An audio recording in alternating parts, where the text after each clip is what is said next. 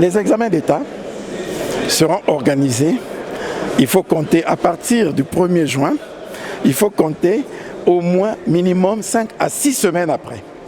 Parce que les cours que nous reprenons au 1er juin nous permettent de compléter le volume horaire de l'année pour avoir le nombre effectif d'heures de cours ou de semaines de cours qu'il faut avant d'envoyer les enfants en classe à l'examen. Comme vous le savez, les cours ont été arrêtés depuis le 18 mars.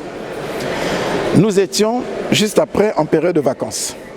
Le 3e trimestre devait reprendre le 6 avril et en principe, pour le 3e trimestre, nous devons avoir 6 semaines de cours.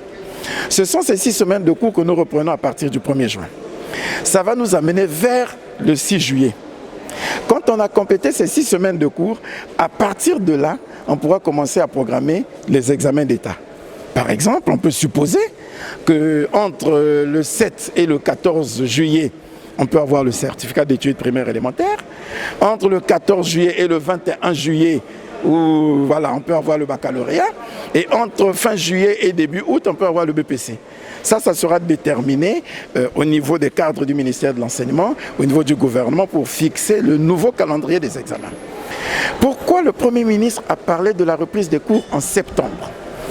Comme vous le savez, on a décidé pour sauver l'année scolaire et donner les chances aux élèves que les moyennes, la moyenne de passage, pour ceux qui sont en classe de passage, ce sera en prenant en compte pour le passage des élèves en classe supérieure, en prenant en compte leur moyenne des 1er et 2e trimestres. Ce qui veut dire, un élève qui, au regard des 2 moyennes de 1er trimestre conjuguées, aura fait 10 de moyenne, il a eu par exemple 11 au 1er trimestre, 9 au 2e trimestre.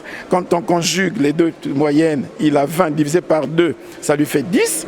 Son passage est garanti. Mais prenez l'hypothèse de cet enfant qui aurait eu 8 au 1er trimestre.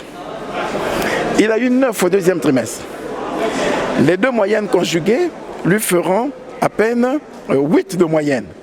Mais il était en train d'espérer de se rattraper au 3e trimestre en faisant par exemple 10 ou 11 et justifier son passage. Si on ne lui donne pas l'occasion de faire son trimestre, il aura subi un préjudice.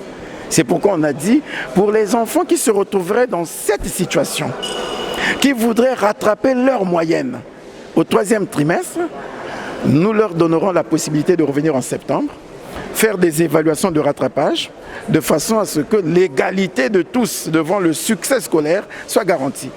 Ils feront donc leur examen de passage, leur examen de rattrapage en septembre, pour que, si nous devons reprendre les cours de façon effective, la rentrée en octobre, que nous sachions qui va en classe supérieure et qui reprend la classe. Voilà.